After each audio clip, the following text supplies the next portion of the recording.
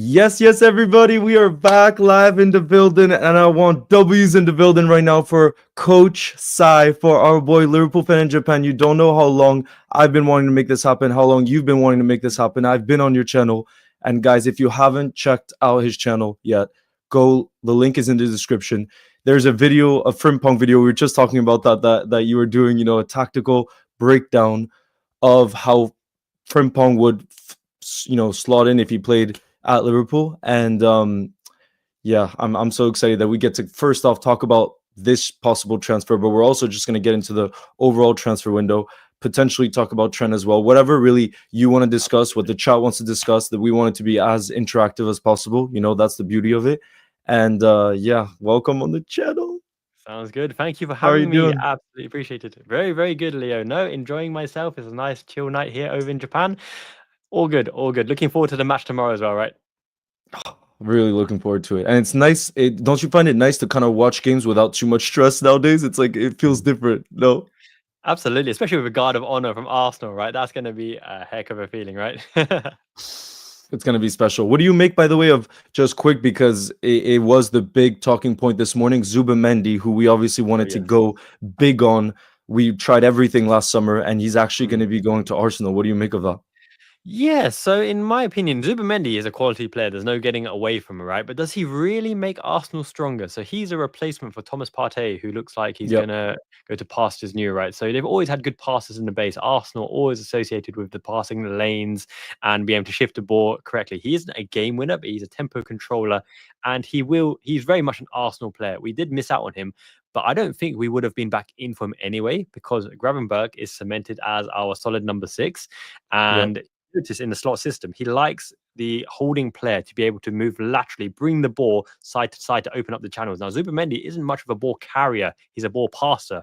And I don't know if Slot really is looking at that kind of profile. So we have a destroyer in Wataru Endo, Stefan Bacic potentially coming back as well. We have the total footballer in the number 6 position in Gravenberch as well. I think he likes the kind of versatile, multifaceted player rather than just a dedicated passer. So, good for Arsenal, but I don't think we're back in for Zubimendi. No, and also a player that at some point didn't want to join us. I'm not so sure that's the type of mentality Slot would want, or our club would want. You know what I mean? We want players who are going to come in and be willing to take that jump, and even if it didn't feel comfortable, to do it. So I don't think we were going to go back in for him anyways, but exactly, yeah, like that kind of player as well, right? So all's well that ends well. We are the Premier League champions. Zubimendi didn't come. We discovered the gem that we had in Gravenberch, realizing his potential. His asset worth is now we're talking 80 to 100 million. It happens in time and time again. When Michael Owen left Liverpool the first time, we won the Champions League, right? So what can you say? Exactly. Big up. Joseph, I see you in the building, so I guess we'll jump right into the Frimpong, because I already see that's what people are discussing in the building. Demon says, and this is going to be related to my question. Demon says, I disagree with Frimpong. As a Dutchman, he was forced on the wing because he's not that good defensively, and Dumfries is better defensively. Obviously, Dumfries right now is the hottest thing because of what he's doing in the Champions League, so I don't think that's an option we're looking at. But do you think it's a myth? Because I see it all over, given the rumors, Paul Joyce, Fabrizio, it really looks like we're going in for Frimpong. And my guess is if we do go in for him, it's obviously just a release clause we can go for. We know what the price is. You don't need to negotiate. Surely he would choose us, right? If you look at kind of the clubs interested. Why do you think there's so many people who just jump to this conclusion that he cannot defend, that he's worse than Trent defensively? Do you think that's a myth, or do you think there's some truth in that? Yeah, so I think in terms of the attributes he has, he will be better than Trent defensively for the fact that Trent around the outside, and let's take, for example, when against Manchester City against Jeremy Doku, all he can do is zonally channel him into the corner flag, which is a containment zone, because the ball coming in from Doku, especially the quality of Doku's crossing, means we're more likely to clear the ball and go in our own kind of offensive transition. Now, with Frimpong, with his added pace going forwards and getting back as well, right, not only can we contain him, he can be the first press, because behind him, if a Doku or someone beats Frimpong, as Endo did with Andy Robertson, the next line, which is Konate, will sweep the ball straight away. So the fact that Frimpong has that added pace, I think, leads himself well to be a good defensive asset for Liverpool. And you also have to remember that Liverpool never really have a kind of standard balanced 4-4-2, 4-3-3. It's always staggered. So if Frimpong were to go, then the whole team shuffles over and the left side tucks in as well, right? So in that regard, there isn't space in behind Frimpong. And even if it is, Konate is already positioned there because we've shifted over to clear the danger there. So the system is kind of suited for Frimpong defensively because of his attributes. It's not so often that you're going to find Frimpong isolated in 1v1 unless we've completely been played through, or, you know, on the transition, they've counterattacked with such blistering pace. But even then, on the speed, he just has to act as a shield until the reinforcements come. He doesn't need to challenge, he doesn't need to commit. And if he does commit, it means he's got backup. So I think he'll be just fine defensively. And I love in your video as well, you kind of made the comparison to Kyle Walker, which I love as well. It's like, yes, now at AC Milan, we see he doesn't really have that pace anymore, and that's why kind of he's gone downward. But Frimpong is freaking 24, you know what I mean? He's going to have that pace for many, many years to come. And I like that you say maybe he's not the best defensively, but to have that recovery pace is a huge asset. Look at Kyle Walker all these years, kind of how he was able to like rescue himself with his pace. Absolutely. You know, he did that time and time again. But I really agree with what Abzinho's saying here, which is what I often say because I look less into the tactical side of things than you do. But for me, it's very easy. We have Richard Hughes, we have Michael Edwards at the helm. I will trust them and their data computers. And then as Abzinho says, if we're going for Frimpong, that means Slot wants him. They obviously would consult Slot for whatever players they go for.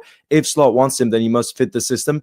Maybe not even just that. We know Slot is much more versatile as a manager than Jurgen Klopp is. He's not going to have one way of playing, right? So if he gets in a player that has the qualities of Frimpong, he might mold his system in a way that kind of suits the qualities of the players that he has. We already saw that in the first season, you know, and even Trent, for example, you must agree that at least I found that he has improved significantly in his defensive side of things this season compared to Klopp, I found at least. And I think that's due to the coaching of Slot and what's going on behind the scenes. Because I think back to specific games like at the San Siro AC Milan away, how he defended against Leao. You know, there's specific games where I'm like, Trent can defend if he's really focused on that side, you know, and that is what coaching can do, you know? Very much so, very much so. So you don't win everything by being absolutely crap as a defender. It's impossible, right? So Trent is a decent to good defender, and in the right system, potentially a great defender as well, with very good attributes, especially going forward and on the transition. But just coming back from a coach's perspective of Trent and Frimpong, Frimpong is smaller with a lower center of gravity. So it means that he can adjust to the agility of the on-rushing attacker very well. As Trent is very much upright. He's very upright in his defending. So if he commits or if he, you know, takes a gamble on one side or the other, it's very hard for him to recover. But Frimpong's recovery is similar to Kyle Walker in the way that he can get back in and around as well, but he can also press from behind if the person's beat him as well, which causes that pressure because they can't stop and start again. You know, there's going to have to be either play it out and around or they beat the man the first time, which would be Konate. So I think Frimpong would be just fine defensively, but it's offensively where he adds that key attacking threat, because in the system last season, we'd never really attacked the right corner flag, right? That area was empty. Soberside never overlapped around that side. Unless Conor Bradley was on there. Conor Bradley underlapped as well. But Frimpong is someone who can really, you know, utilize that width, which means that we get a new channel delivery into the number 9 because we were really isolated with that number 9 tactic last season. And I really like what you said too, where if I think from having to defend us, I love the fact that, you know, Mo's usually turns inside on his left. That's usually what he does.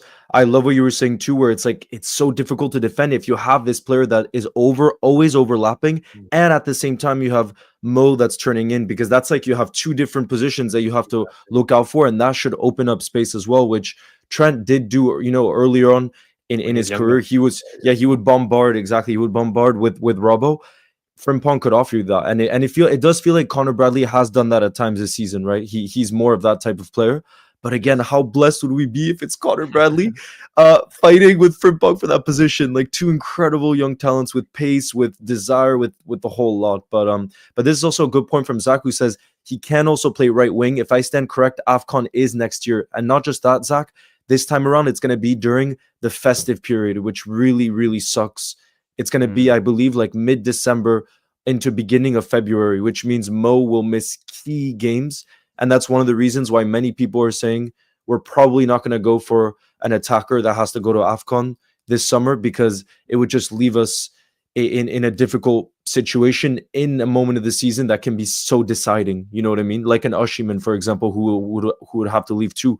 So do you think potentially he could also go into that right wing position when Salah's at AFCON, or is that not Yeah, no, viable? very, very much so. So in the Dutch system, he plays right wing in the Dutch system under Ronald Koeman as well, and he really, really can add something on the width there. But I would almost say though he is better coming from deep with the pitch in front of him. So he can start as the right winger, offering natural width. He's got the Yep. ability and trickery of a winger, but you always find right. And this is where they become unstoppable. Anthony Robinson, probably a top 10 player this season in the Premier League for Fulham, with his Yep. pace and his footballing ability. And if you look at Frimpong on the right-hand side, if the ball goes into Salah or Szoboszlai in the kind of right half space and Frimpong is rampaging down the wing, it's that choice, right, between Salah coming inside and Frimpong going outside. On the Yep. pace, there is no left back in world football that is going to be stopping him from going around the outside if he receives the ball when he's already running, sprinting. In the same way, Right. Anthony Robinson's unstoppable on the left-hand side. So that's what Yeah. you might lose if he starts on the right wing because he doesn't get ahead of steam, I he see doesn't what get you the mean. momentum build. Yep. But he still has the natural qualities of a winger on that regard. But just I saw a message in the chat earlier about how Yeah. Frimpong isn't like defensively able, but we have Connor Bradley who is defensively able. So Slot has the options to choose the right back for the right situation, right back Exactly. for the right situation, and Yeah. modify the system, to from what he sees on the pitch. And he's very, very good at as an in-game manager of changing the narrative of the game through his tactics as well. So it would be exciting. Frimpong would be very exciting. And what will be good too, it's always nice to get a top player ahead of your rival. And I can tell you, I was speaking to my boy James, who's a big City fan. His dream is for City to sign Frimpong. They need a right back this summer. And you look at the way Ruben Amorim sets up with the wing backs, it would make sense for United to be in for him too. So imagine it's us, City United, and we end up getting him. That would be a nice little additional, good feeling about the transfer. Just like Cody Gakpo, remember when he rejected United? That was a great feeling. Of course, We'll of course. take And it. we're building that Dutch contingent, right? We're building the dream Dutch team here with Gakpo, with Van Dijk, with Arne Slot, with Gravenberch as well. The links to Jarell Hatto as well. Why not? Look, Afi says these are the type of comments we love to see. Afi says, as a Man United fan, we're cooked. Not gonna lie, that's what we like to see. Big up Dark Flame. Thank you for the super chat. Who says, yes, I need Frimpong. That's the energy We we're need looking for, Frimpong. Dark Flame. That's the energy, absolutely. But yeah, I let me go back to a previous comment. Oh yeah, here from Tyrese, because obviously right back is a position that we're likely going to be looking at since Trent announced that he's officially leaving. But we still have Connor Bradley, who has proven that he's good enough to start, and we have Joe Gomez who can play there. And there are more pressing issues in the team. Like I do see many people mentioning these three positions, and I'm curious to hear if you think they are the most pressing issues. So striker, because Darwin's going to be leaving likely to Saudi this summer. Left back with probably Costas. From what it's looking like, Robbo wants a new contract. Costas probably could get us a bit of money, so maybe Robbo stays as a leader. Costas goes. We bring in a starting left back and then left center back. So like a Hoyson, you mentioned Jorel Hato, that type of player. Do you think, we are talking about Frimpong because he's, what's in the news right now, but do you believe those three positions are the priority? And if To some so, extent, yeah. Yeah, to some extent. To some extent, because like looking at Liverpool, what are they rather than what Liverpool are missing? How do we transform from this current iteration of Liverpool, the first Right. season, with Slot analyzing the squad, right, understanding their tendencies, how they react in game in adverse situations, to what ideal Liverpool looks like underneath Arne Slot, right? The real slot machine, the real ruthless, efficient Dutch slot style. Now, what I really think Liverpool are lacking is quality in the 10 position. It doesn't have to be an out and out number 10. It could be the forward dropping into the 10 position as well. But some element of connecting the play, whether it's a Firmino type player, whether it's like a Rui Costa, a Kaká attacking midfielder, someone who That's is hard capable. to find. Yeah, it's very, very hard to find, but there are qualities that depending on what Slot would like to do. So if you're looking at strikers, right, one way to approach it would be to get the Cunha type of player who drops into the pocket, a kind of João Pedro player like from Brighton, who drops in and allows inside forwards to dart in like Mane and Salah used to do, right? Connecting the play, dragging the centre back out of position. That player drops into 10 position. Alternatively, you can start playing the 10 position and allow him to play, make and roam and make things like a Odegaard, like a Florian Wirtz. In terms of obtainable ones in the 10 position, Xavi Simon is linked a lot, but the problem with him is he's very hot and cold. He's very, very hot and cold. And I don't know if you can rely on him to have such a prominent role because opposition crowd the line of 6, right? So to operate in that position, you're going to have to be a special player. Right. If you have a special attribute like Morgan Rogers at Aston Villa, who has the power in his running to bypass the line, like Moussa Dembele used to have at Tottenham, then that's something to talk about as well, because he can literally break the line of 6 through direct penetrative running as well. The alternative is to bank your playmaking on your winger, like Mo Salah being the ultimate playmaker. But in order to unlock Mo Salah, you're going to need someone to get the attention away from him, which is where we come back to Frimpong. So it's up to Slot to decide how he's going to incorporate that magic number 10 player into the system. It could be striker, could be 10, it could be from somewhere else unlocking Salah. I think that is the most important position, followed by probably the left back. And it's not because Robertson and Costa Simicas are finished or they're no good. It's because Connor Bradley is that good at this present moment. He is enough for a player, if he can stay fit, to challenge on all 4 fronts. You know, because his quality as a total footballer is really, really good. I could go all day about Bradley. But on the left-hand side, we're missing something. You know, when we had a prime Robertson, we can really say that position is nailed down. Van Dijk, Robertson, solid as a rock. First-time delivery, bombarding forward. But if you get into Milos Kerkez and Anthony Robertson, even a Ryan Ait-Nouri, a Gutierrez, Girona or something, then you have that again. So, striker, left back. And then for me, maybe not a right back. I would go with a multifaceted midfielder, a versatile midfielder. Ahead of a centre back. Ahead of a centre back, because in centre back, Arne Slot has used Gravenberch as a half back when he had red cards. So Gravenberch can invert into there. Wataru Endo is a utility fourth centre back, has never disappointed in a centre back role, dominant in the air with leadership as well. We have Kwanzaa and Gomez who can also play there. And if the system changes to 3 at the back to allow Frimpong to roam, Robertson tucks in as a third centre back as well. So we could get a centre back, but it's a hard sell to a Dean Huijsen for the fact that Van Dijk plays every single game. So everyone's fighting for one spot. So how good of a centre back can you really get, that considered? So that's my opinion. Yeah, no, I agree. I've thought about the Dean Huijsen one too, because obviously Arsenal's interested. Many top Premier League clubs are interested, and like you said, I think you have to offer a first, like a guaranteed starting position for him, given the amount of clubs interested. But that's one to look out for. Although I think Jorel Hato could be one that we hear more about, because like we said, he fills 2 positions and he's versatile. He's Dutch. He's apparently a born leader. There's a lot of aspects with him where I could see us going for him, because his probably the level of interest for him will only rise over time, and we'll obviously be aware of the Dutch talents, given we're becoming Dutch FC, Absolutely. Jorel Hato as well. And people forget about Jorel Hato is he was Arsenal's primary defensive target, right? Before he rejected them to stay where he is. So they signed Jurriën Timber instead. They signed Jurriën Timber instead of Jorel Hato, and then eventually they got Ricardo Calafiori instead. But Jorel Hato was by far their primary defensive target, and he rejected them at that point because he wanted to develop further. And now he has developed further. That was the key time for Liverpool to take him. I didn't realize that he had rejected Arsenal. I respect that. That shows that he's smart about his development and everything. Very much so. Yep. Damn, so he can come and win the whole lot with Liverpool. Let's go. But I see Lloyd, and this is another one that's being mentioned a lot. And I got to be honest, for me, the dream, because I often get asked, what's your dream summer signing?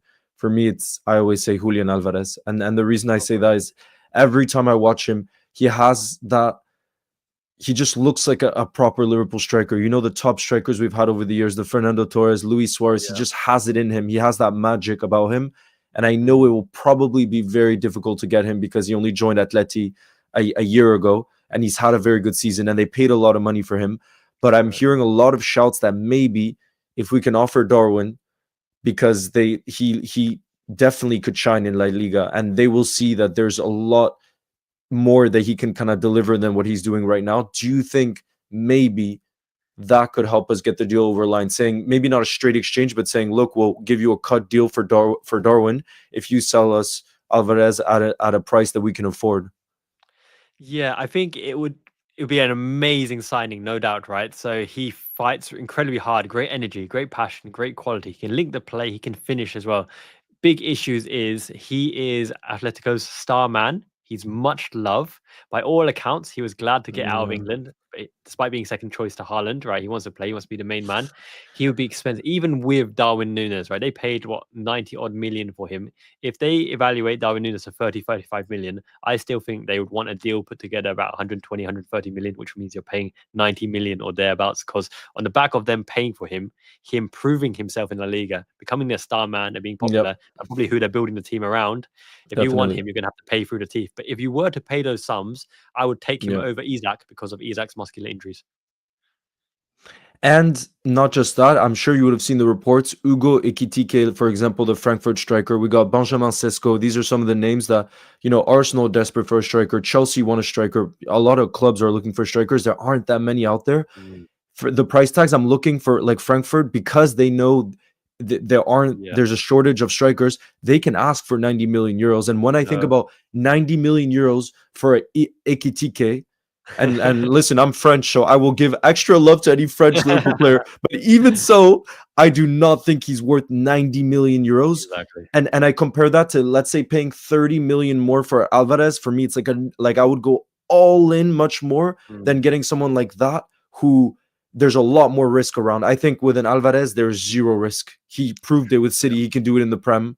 He, like you said, you look at his injury record. You look at what he can do in the Champions League. You look at what he does in La Liga. Like this, he's a top elite. I think you can put him in the elite category. So don't you think it's, when you look at the prices out there, like even Sesko, apparently 90 million. Gyökeres maybe is a little bit cheaper, but like the prices are crazy for strikers this summer. They are. Well, there's a two kind of pronged sword here, double-edged sword, in a way that there are strikers available, but are there strikers available at the caliber that Liverpool are looking for really challenging all four fronts? Because if you look at Ekitike, if you look at Benjamin Sesko, you're taking a huge gamble on potential, and then they have positive attributes for sure, but can they piece it all together in a new environment with a new team and within themselves as well? Because they've never really been reliable like goal scorers of many versatile types. They've had good seasons, but they've scored good goals as well. But if you were to say in this Liverpool season, with Frimpong around the outside and Milos Kerkez a left back, Sesko, Ekitike, and Darwin Nunez, I think Darwin Nunez would outscore both of them. Wow. If you're looking at it from that perspective, for the fact that the attributes are great, but for players that are so tall, they're quite fast as well. They're not dominant in the air, and their physicality. Look, Gangly can hold them off, can turn, but it's not the complete picture there. When you look at Gyökeres, he's more of a complete player, but you have to funnel everything through him. You have to give him. He's a volume shooter again, like a Darwin Nunez. He won't necessarily be clinical, but he will shoot and get the goals en masse in that fashion as well. And can he convert it into the Premier League? Question marks there. I think, was it Coventry he played for before he went over? Coventry. Yeah, the question marks around there. The only real strikers in and around Europe, Julian Alvarez, as you said, Atletico. Another off-the-cuff option, which is going to be very controversial. Harry Kane is probably... Oh, he's my dream. I saw you with the Harry Kane. I agree with you. Even if it's for 2 to 3 years, my God, would he be incredible for us. Exactly. And just on the back of, if you really wanted to make the most out of Van Dijk, Alisson, Beckham, Mo Salah's 2 years minimum at Liverpool, then you have to sign someone up there that can just hit the ground running and do it, right? And obviously, if they want to sign Florian Wirtz at Bayern Munich, it's going to be a big expenditure. They're going to have to compromise somewhere else, right? Harry Kane's the easiest one to balance the books. Could be Kim Min-jae, Leroy Sané, Gnabry, or whoever, Kingsley Coman. But yeah, Harry Kane at Liverpool, it looks a bit odd. It's a kind of a FIFA signing, but it makes sense on some level as well. I'm the biggest. He's one of them players. Like for Spurs, remember the years where we got to see Harry Kane and Heung-min Son when they were in their prime? Oh, they were so exciting to watch. Very, very good. I think I still think Harry Kane is underrated. Like I still think so. For his, people act as if he's just this goal scorer. I have these memories of Harry. Obviously, I don't watch Bundesliga anymore, but I remember in the Spurs days, his playmaking, like his range of passing, his creative side, I think is like he's so complete. Very, very much so. It's just hard. It's hard to see though. It's hard to see at Liverpool, like a Kevin De Bruyne at Liverpool, Harry Kane at Liverpool. I don't think it's a typical signing. It would be a gamble, the likes of which Van Persie to Man United. That was successful though. That was not a bad signing. Yeah. Successful, but definitely controversial. It's more of a Man United kind of thing, really. So at Liverpool, I don't think we're going to look at like the Liam Delap kind of level. And I think Cunha would make sense in terms of fit, but he looks more like a Man United kind of player. João Pedro at Brighton could do good things as well. It could be a surprise package like over at Atalanta. Over at Atalanta, they've got Retegui. Retegui, for me, would be he's young as well. He's young. He's coming to prominence. Good finishing, good all-around play, improving his build-up play. I think Retegui would suit Liverpool better than Sesko or better than Ekitike for the fact What about Darwin? Better than Darwin? Different kind of play in Darwin. We changed the system slightly because Darwin's got that pace, which will always make the opposition change their offside line for the threat in behind as well. But Retegui, I think, connects the play better than Darwin and probably is more of a reliable finisher than Darwin, even though Darwin can finish, but we don't funnel the balls through him. So, yeah, Retegui would be an interesting one for me. What do you think about this shot? Questionable 11 LFC, thank you for the super chat, who says we should sign Lyle Foster. What do you think? Would we win the whole lot with Lyle Foster? Win the whole lot with Lyle Foster as one of the many signings? Sure, why not? But I don't see it. I don't see it personally. Indeed. We should sign Milner. We should sign Milner again, right? He's coming to his prime soon. Oh, I would take him in a heartbeat. Veggie says my Trent replacement will be Joe Gomez. I think we all love Joe Gomez, but how reliable is he?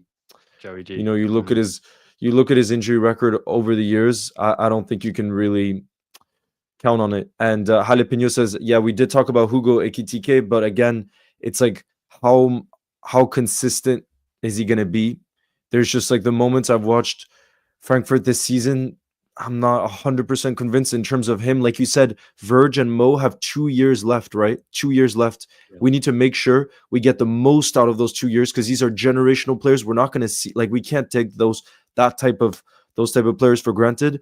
Can we really go for a project striker when already we technically have project striker in Darwin, for example, and that hasn't worked out? And we have Jota, who's not a project striker. We can kind of rely on him, but he's, since his injury, hasn't been, you know, what he usually is. Exactly. So I feel like we have to go big, especially the money. My prediction is we can get big money for Darwin this summer. I think we end up selling him to Saudi. Saudi will want like a big, a player whose stature will get. They just mostly care about media talking about them. Darwin is that type of player that gets talked about, you know, a lot. If he goes to Saudi before the Club World Cup, big money. I think we could get 80 to 90 million. We definitely could. At least 75, 80 million would be my impression if he goes to Saudi. But like one other perspective, which I don't think has been talked about enough, maybe in the media, and this could fit with Arne Slott's ethos as well. What if instead of the star number 9, we sign a plethora of goal-scoring wingers? So we have a rotational top 3. So you're looking at the likes of Antoine Semenyo, Mbeumo, Koulos, Eberechi Eze, all the silky playmaking, pace and penetration, and you put them across the front line, kind of like what Paris Saint-Germain are doing, right? Yeah. So Ousmane Dembele is not a striker; he's a winger, but they put him up there because he's rotational with Kivic Kvaratskhelia and Bradley Barcola as well, right? And Desiree Doué, all of them rotational, causing havoc, pace, trickery, tenacity, or can chip in with a goal, or chip in an assist. If someone's off form, you sub, you rotate. That is a possible approach as well, because what I really, really believe would define an Arne Slot transfer is game intelligence and versatility. I don't think he'll sign someone who's specialist in one particular thing, right? We have some of those in the squad already. Endo is a destroyer at the moment, and we got like... he's so versatile though, Endo. He's versatile. He can do a lot of things. Yep.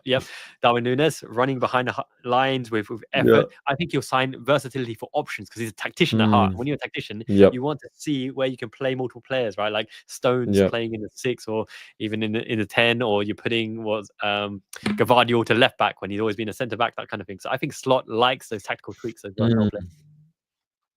Yeah, I agree with you.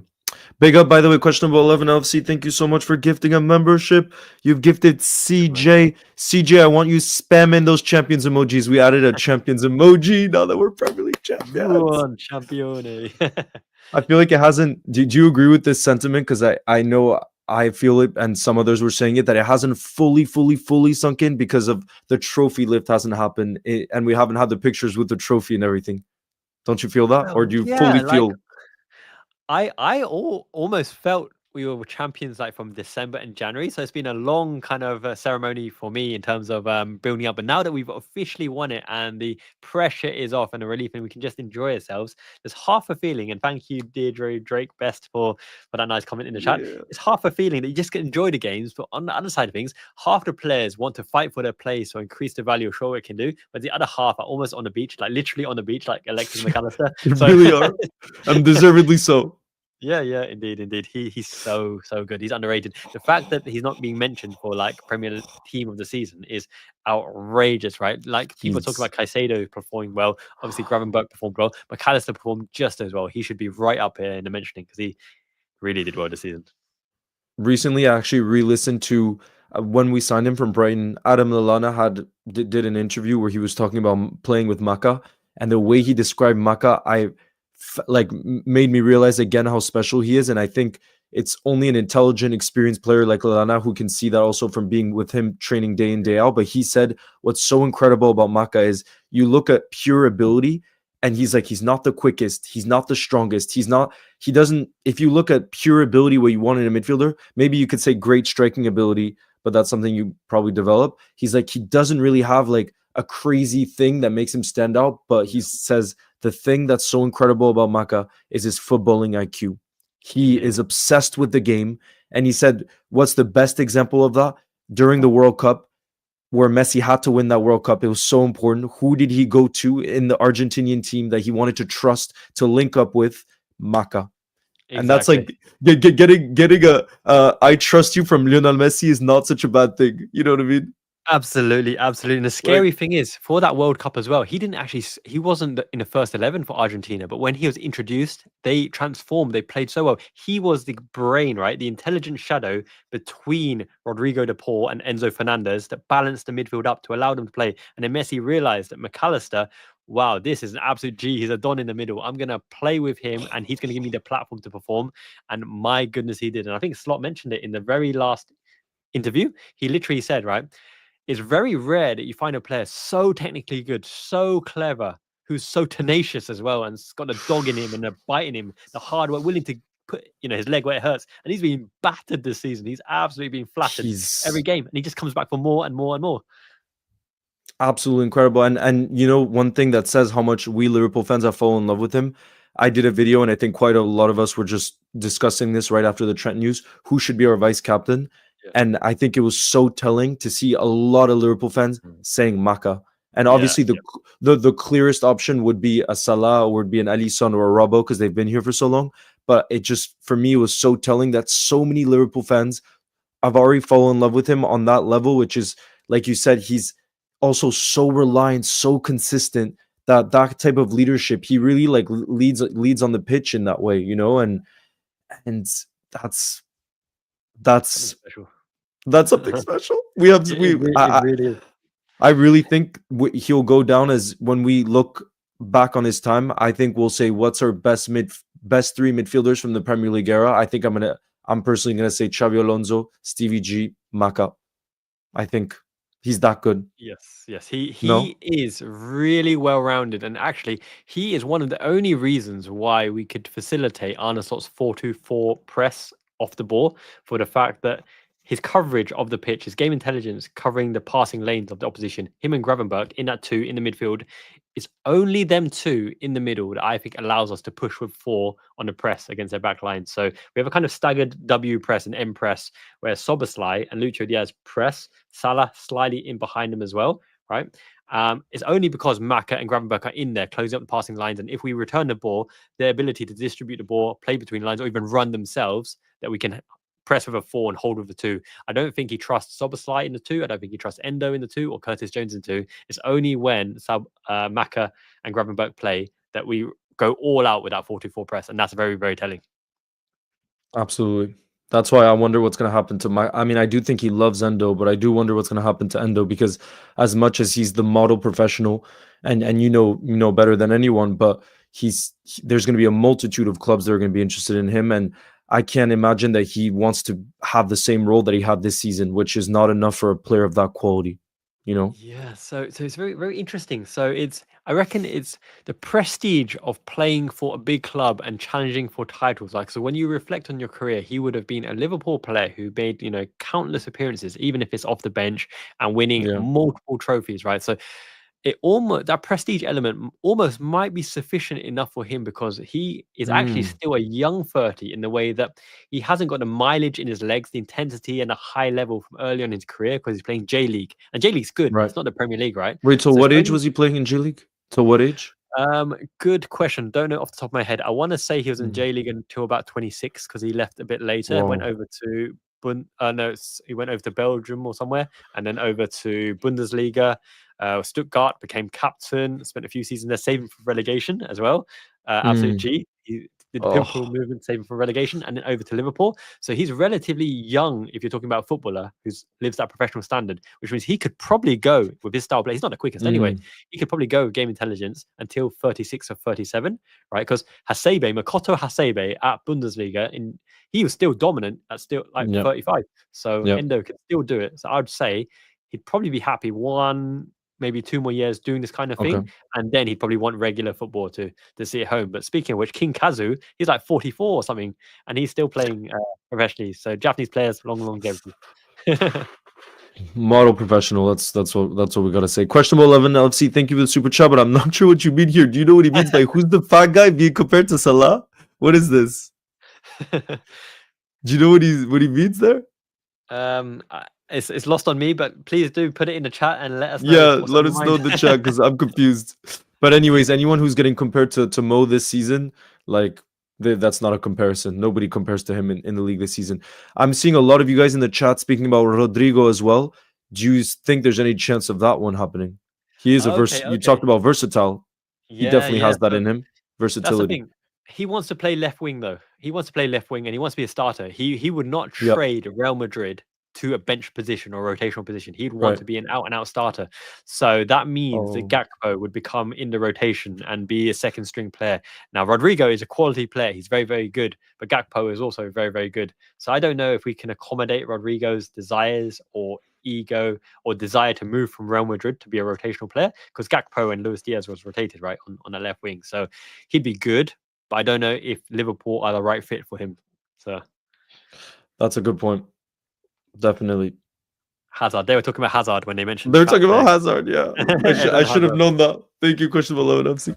Nah, he doesn't get compared anymore. He doesn't get compared. He's at But Salah's main club, isn't even it? Yeah. but even so, like the what player has really like everybody's talking about, but I'm just amazed at this level of talent because you know how we talk about more and more in the game, it feels like wingers don't have the freedom that they used to kind of play almost like street ball, have the freedom about them. Watching Lamine Yamal every time I watch Barca this Oh season yeah. is such a joy. He looks like back in the day when wingers would just have fun 1v1 with the defenders, absolute fearlessness. Like, do you agree this season is just like, have you been able to watch Barca? He's amazing, an outstanding talent. He's already the talisman of the team at his young age. They look to him to break down the opposition. He is a cross between kind of Neymar and Messi, a kind of hybrid. His shooting is phenomenal. He always gets out of his feet and plonks a shot right into the side of the net. He is a phenomenal talent. But I do agree with Henri's kind of assessment, in that Yeah, what was if he he was a bit saying? more streetwise, he would have taken the ball to the corner flag and they would have won that tie against Inter Milan. Mm, But he went for the goal. He went to want to get into the box to try to penetrate. So talent outrageous, mentality outrageous, personality, skill set, everything. The world's his oyster, but he needs to be just a bit more streetwise. But obviously he's young, right? But he's got everything. yeah. He's got everything. Yeah, I don't know if we could say that at 17 too. And it's not like Barca's having a bad season either. They're probably Yeah, gonna win La Liga and the cup and everything. But man, it's a joy to watch players like that because quality. it's true. Like more and more, it feels like football is robotic in some ways. Yeah. And to see players at the highest level just play with that kind of joy, it was refreshing. in the Very, Champions very League. much so. Very much so. That kind of reminds me of a conversation of who's your kind of guilty player that doesn't play for Liverpool that you'd kind of pay to watch or excites you. I know he's a rival player, but Cole Palmer just looks like he's having a heck of a time on the pitch. He just brings the ball, streams the ball, flicks and tricks. He looks so average, and he talks. He likes his chippy chips and his It's kebab. insane. He's It's got talent. He's insane. got real talent and techers. Pedri too, but Pedri's another Pedri. one where you watch him. I think he's the best midfielder in the world, like without any He's good. doubt. Pedri is very, very well rounded, and he complements Frankie De Jong in that midfield very, very well. Barcelona have the next talent, cream of the crop talent in terms of La Masia coming through again. Pedri is amazing. He's silky. He's like Xavi reinvented basically. Unbelievable. But it's just actually just yesterday too. I was listening to Jamie Vardy interview as well, and I was cracking up because I know it's a joke, but I forgot that it was actually a reality where he gets asked about how he drinks Red Bull and how nowadays there's so much advancement in sports medicine and everybody has these perfect diets. And he got asked on a non-match day what's his routine. He said he drinks 2 Red Bulls. Yeah. So it's only on match days he drinks 1 Red Bull and then he drinks 2 Red Bull. And he asked him once you retire, what's your plan with the Red Bulls? He's like, oh, I'm probably gonna have more when I retire. Till the day I die, I'm having Red Bull. And I'm like, bro, how does a player get to that elite level and do the things that he's done with that kind of, I don't know. I love when football also doesn't make sense in some ways, Very, very much so. Well, I think some history will show you that some players, when they reach that certain level and they have those attributes, they can eat whatever they want. They can party lifestyle, right? Romario and Ronaldinho. I think Romario said something. I can only play this match for 25 minutes. I got a party to go to or something like that. The coach said, okay, I'll sub you off if you score 2 goals. And Romario got the 2 goals on off. No. Oh my minutes. God. Yeah, when they have that level of talent, like Vardy, right? He is a poacher. He's got pace, he's got tenacity, and he can finish as well. If that stimulates him and gives him that buzz, then why not? I even remember Floyd Mayweather, right? The boxer, Floyd Mayweather, after intense training, everything like that, he drinks a Pepsi at the end of it. And you're perfection. You do no alcohol, no drugs or anything like that, but you drink a Pepsi. And he's like, yeah, because I train I train harder than anyone else and I still win because he's got the talent. So what's crazy to me. Questionable 11 LFC, big up again for the super chat who says Ibu Konate commented heart. Big thoughts. Wait, where did he comment heart? I'm not understanding your what you're saying there. He commented, do you know where he commented this? You're probably saying on a Trent. My guess is it's on the Trent video. Oh, that's cool, my guess. Probably. I mean, right? That's what so many of us are talking about recently. But actually, I do want to hear your thoughts. One of my questions for you was also on Trent, because initially we said we wanted to discuss that. And even though I know most of us just want to move on at this point because he's made his decision and we have to think about the future of the club. What's your, I'm just curious, your point of view. Let's say that you got to go to the last game of the season at Crystal Palace. You were blessed to go to Anfield. What kind of reception would you give Trent? And what do you think his legacy? You know how Klopp says, one of his famous quotes is, it's not so important what people think of you when you come in. It's much more important what they think when you leave. What do you think? Indeed. So yeah. So that's the thing. We'll remember. He played in a legendary team. He had legendary moments. So by default, he's a legend for that period, being part of a successful team. But he's hugely damaged his legacy with what I believe is an engineering of the move to Real Madrid. And it only would have been Real Madrid. So everyone who thinks we could have got a fee for him, impossible, because he would actively have to agree and sign on, which he wouldn't, because he wants to move to Real Madrid. Real Madrid weren't going to pay a fee for him, exactly. Which means he could only leave for free, right? Not enough people mention that. Yeah, the only benefactors of this whole scenario were Trent and Real Madrid. Now, sure, you can justify we won a Premier League with him because he's our starting right back, which means he never would have left in January anyway for 10 or 20 million, because why would you deflate your chances of winning the most important prize when you would probably pay 100 million to guarantee the Premier League? So keep him for that season. But if I was at Anfield, going back to your question, if he does something, if he were to play, if he does something good, I would clap. If he just does normal things, if he comes on the sub, I wouldn't do anything. There will be a section that boo him, and rightfully so. I wouldn't boo him because I don't boo any Liverpool player. I don't care. I don't even boo El Hadji Diouf, no matter what he does, because when you're playing for Liverpool, right, Doesn't matter the actions. You still, if you're on the pitch, you're doing your best to try to win, right? You're doing your best to try to win.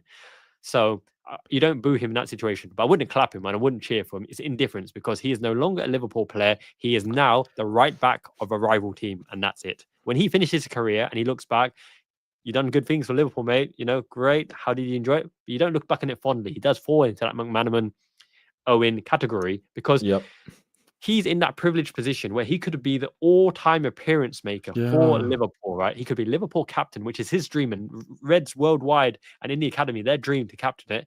And he threw it away for the first chance to join Real Madrid and leave Liverpool out of pocket, which is a 60, 70 million asset out of the books that we could have got against financial fair play in the transfer window. He's ruined his legacy, but unfortunately, it's just the way it is. So.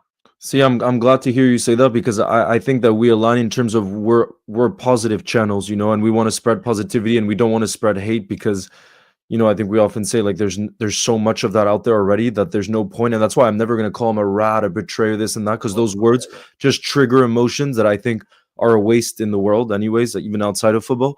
But I completely agree with you where it's like I think I would also not be completely indifferent because. Like you said, I'm just purely disappointed. Like you said, this thing of, and Jamie Carragher said it so well, it's like you have the chance to be part of this history that puts Liverpool way above Man United. Like right now, we just equal league titles. Where we are right now, you have a chance to be like icon level status, different level at Liverpool. And you decide to just leave all of that to just be like, whether he thinks he can win the Ballon d'Or at Madrid, this and that, he is going to be just another player at Real Madrid. Most players are. How many players at Real Madrid are the one, like Cristiano Ronaldo? Even Vinny, like I feel like he has one season and people are like, like he's not really doing anything for us. Like, and he's the star attacker. So imagine you're just the fullback. Like, what does he think's going to happen? Like, I do think he'll be a success there, but does he really think he's going to be like, I don't know. Like, what does he think he's going to really be there?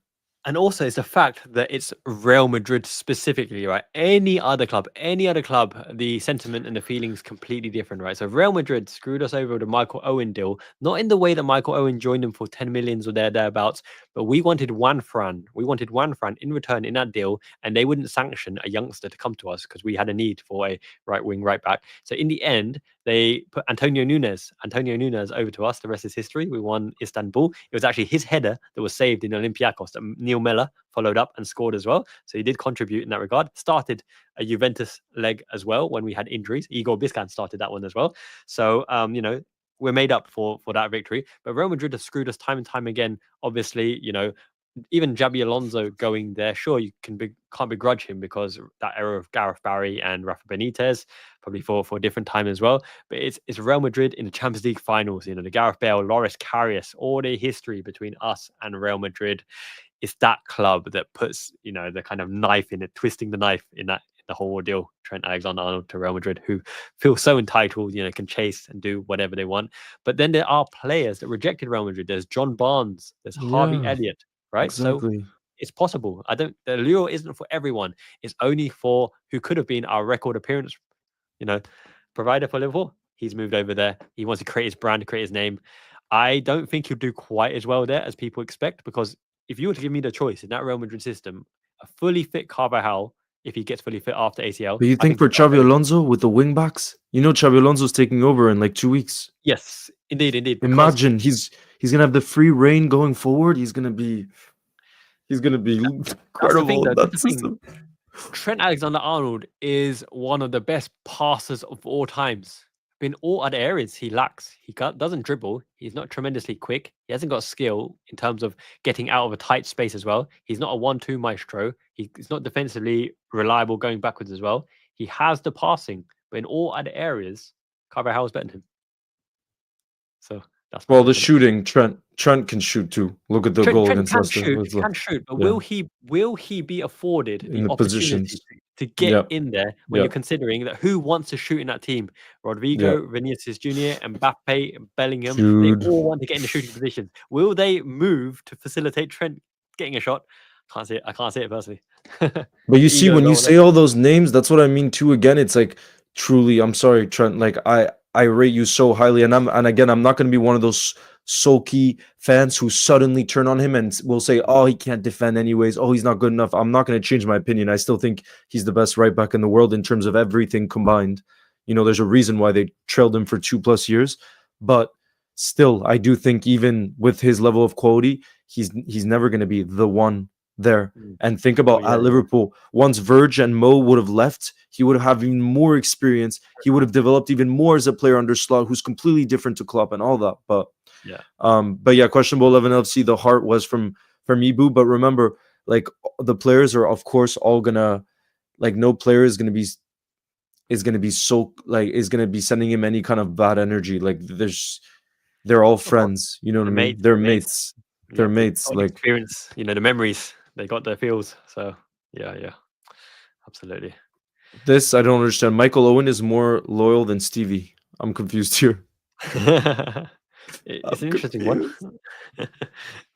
Michael Owen, Ballon d'Or winner, sure. He carried us for brief periods, but Stevie G is like legend of legends, right? He's top 2 of Kenny Dalglish, so yes. See, Kids says Trent is too slow for right wing back and lacks dribbling. That's what you were just saying. Yeah, so that's the thing. Like Trent shines when the system is catered for him to succeed, but it's almost the reverse in that Trent is a part that's meant to cater for Mbappe and Vinicius to succeed. So when you put it that way, does he really have the space, the tools, and the freedom? Because he's not going to be constantly, getting the ball and expected to do things, because the Liga has some pretty scary left wingers. He's going to be on the back foot a lot of the time. So, yeah, very interesting. Yeah. And also with the way Real Madrid, like the high line and the attacking football, there will be a lot of counter-attacking. There's a lot of counter-attacks against Real Madrid. But big up Kamal, nice to see you in the building, who says, "Hey Leo and Liverpool fan in Japan, really happy to see this collab. My thoughts on Frimpong is he can provide cover for attack and defense. We should get it done. And this deal just screams Liverpool." Absolutely. And I think his personality too. I mean, I'm sure you would have seen the video where he's with the Scouse accent and everything, but everything I've seen about him, he just seems like he has such a fun and vibrant energy as well. And I don't think it's us being biased. Whenever you see the inside training videos of Liverpool, I'm not trying to be biased here, but I feel like our team, even beyond after Klopp left, it feels like we have a special bond. The players have a special bond. They do. They absolutely do. The camaraderie, the brotherhood, the kind of bromance behind the team. That's a big key ingredient. The captains on the pitch as well is fostering that winning mentality and that base where you want to go in training every day, see your mates, hang out, on the pitch, die for them, do everything in your power to make sure that they can perform, give them the platform to perform. And that's something that Trent had. And I see in the chat as well, right? So a few of the other right backs were linked with, and these are legitimate links as far as I believe for their statistics. Van der Sar and Monaco, very well-rounded. He is kind of like a Maicon, right? Inter Milan. He can do everything. He can attack. He can defend. He's a good footballer. He can join in the line of 6 as well. He looks very, very solid and very, very well-rounded. But another one is Wesley Franca. Wesley at Flamengo in Brazil. Now, if you want someone who's the closest Trent like for like, Wesley Franca delivers a mean ball from the right-hand side. So if you want something for that continuity, then he could be one you look at. But he suffers from the same things as Trent, whereas defensively, can he really do it against the best opposition? Who knows? But if you want to facilitate that same style of play, then Wesley Franca at Flamengo is, probably a decent option. But I'd say Van der Sar being in Monaco in Ligue 1 probably is more suitable for adaptability. So and I'm seeing as well that Van der Sar is already Brazil. He already has 5 Brazil caps, so it shows his level as well. But big up Sonny, thank you for the super chat. Who he was mentioning as well. I think the one from Monaco we've been linked to would be a good signing. I can't remember his name though. Yeah, he is 23. Van der Sar, that's the one we were talking about. He is a Liverpool type signing. But again, this is what I mean. It's like we'll see as many rumors as we like, but whoever we do, like that name you mentioned in Brazil or Van der Sar, whoever it is, whoever they decide to go for, I'm just gonna be like, do your thing, because I'm gonna trust those that are working day and night, who are the best in the business at doing it, above myself, who's gonna look at a few YouTube videos and be like, he looks pretty good. You know what I mean? Like I know who I'm gonna trust more. You know what I mean? Of course, they know they get it right more often than not, and it's not just one of them now. It's Michael Edwards, Richard Hughes, and Julian Ward is also back in some capacity as well. Is Julian Ward too? Julian Ward's here. Yeah. Oh, I didn't He's realize. got a role within Liverpool. So we've got 3 sporting directors in effect at Liverpool running this transfer window. So it's crazy. Damn. Robbie says, "Are we going to use Alisson or Mamadashvili?" So yeah, we were talking earlier about players leaving. It's basically 100% sure that Kelleher will leave this summer. Probably we're going to look between 25 to 30 million pounds. He's going to look for first team minutes with Mamadashvili coming in as well. He can't even be the number 2. But I think for this, Robbie, it's not even a question. As good as Georgie might be, we're seeing Alisson. Now that he's back in his flow after the injury, surely he can't lose his position, right? Like there's only one Alisson Becker. Like He's cemented as number 1 as long as he's at Liverpool because he's just that good. But always remember that Alisson has these little niggling injuries every season that keeps him out, for 2, 3, 4 games. Mamadashvili will get his chance in the cups to show what he's got. He'll pick up the patterns of play with Liverpool as well. There's rumours that he isn't that good with his feet, but I beg to differ in the way that Valencia don't really play the ball out from the back anyway. The tactical design is to hit it long to play from that position. So I think Mamadashvili will be just fine, but he's not at this moment the same level as Alisson Becker. Alisson Becker is going to be number 1. absolutely. Ultimate Football, nice to see you in the building as well. The day is going well. Look who we got in the building. Just positive vibes. Who's asking us to predict the El Clasico? What do you think, Sai? It's on Sunday. Unfortunately, around the same time as the Arsenal game. That's what sucks. Indeed. I think Barcelona they've got Real Madrid's number really. Like they make them chase shadows. Real Madrid are a disjointed unit. It's the last stand of Carlo Ancelotti. Can he finally do it? Do one over Barcelona? Don't know. Barcelona will be seething from that exit to Inter Milan. I think Barcelona all the way will take them probably 3-1. Yes. Anytime Real Madrid lose now, it feels like the best feeling in the world. When they lost at home, I think it was to Valencia. And remember, Mamadashvili played really well in that game too this season. Yes. I was absolutely buzzing because now I just want to see Real Madrid losing at all costs. Rian says, Sure. My cousin used to play in the championship. His name is Georgie Kelly. Do you know Georgie Kelly? Name Does rings that a ring a bell. bell? It rings a Georgie bell, but Kelly. I can't picture him. Which team did he Ooh. play for? So he's 28. Wait, is he 28 right now? And he's playing at Carlisle, but Oh. wait, is he Irish? Yeah, Rian, I do know you're Irish actually. And he's a forward for Carlisle. But he played for Rotherham? I gotta say, I don't watch enough of the championship though to oh yeah, it is him. He's saying Rian. So he's still playing at a high level though. Mm. Do you think he could perform for Liverpool? Is the question then? Because we're looking for a striker. For Carlisle though, he has 5 goals in 25 league appearances. I don't know if that's is that clinical enough.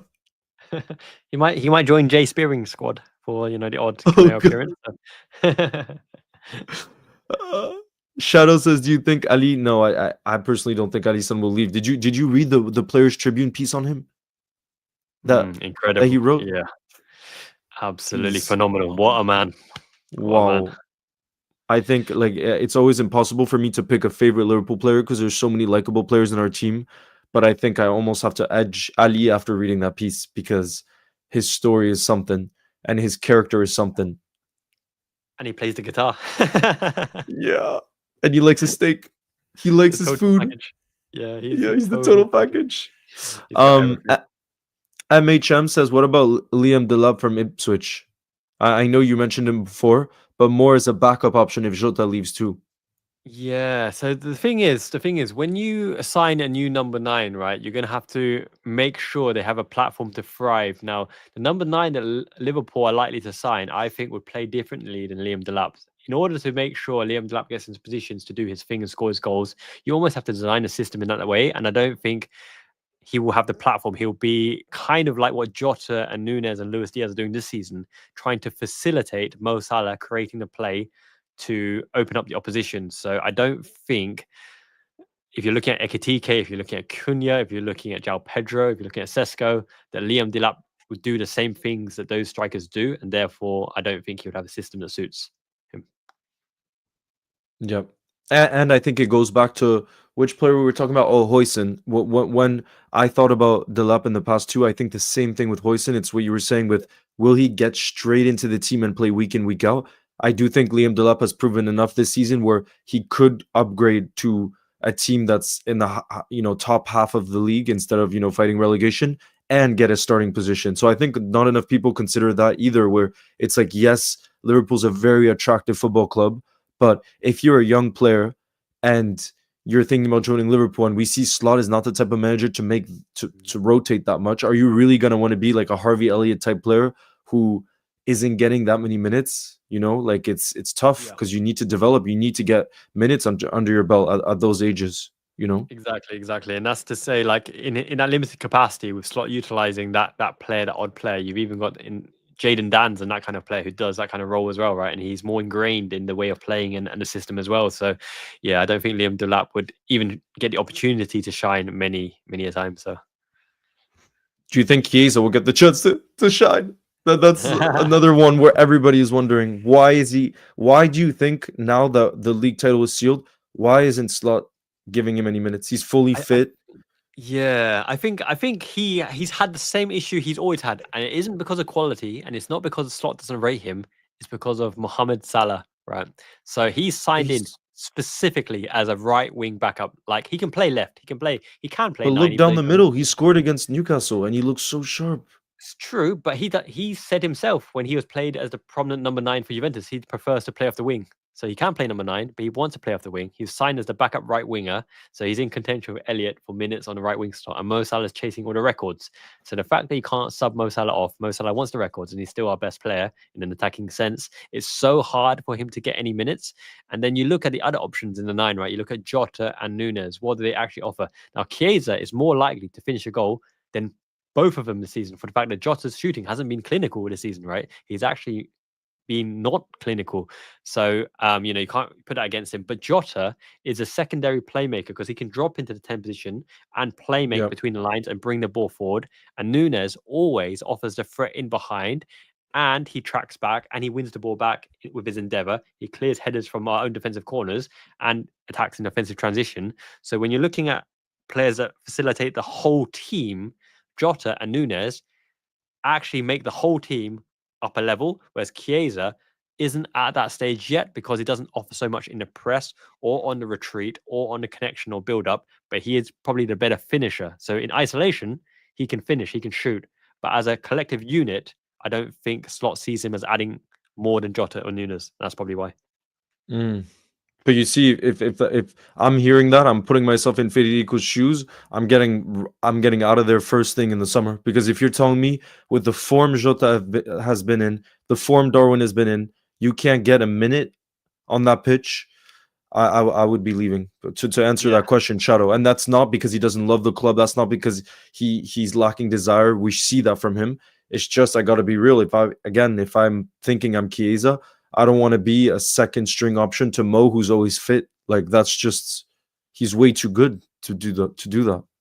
Yeah, indeed. Get like the only situation I think Chiesa stays is, one, a club doesn't give a good enough offer that Liverpool would accept, and two, if Luis Diaz leaves, right? If Luis Diaz leaves, there is a left wing slot open there if we don't sign anyone, and Salah's off to the AFCON, and if we target a player like Mbeumo, who will go to the AFCON, or Mohamed Kudus, who goes to the AFCON, Chiesa is good. He's a good player, and he can get the minutes in that position as well. And he's had a season to bed in to Liverpool as well. Not forgetting that Klopp spent 6 months not starting Fabinho, because Fabinho didn't know the single pivot system, right? Chiesa now knows the system. He's fully fit.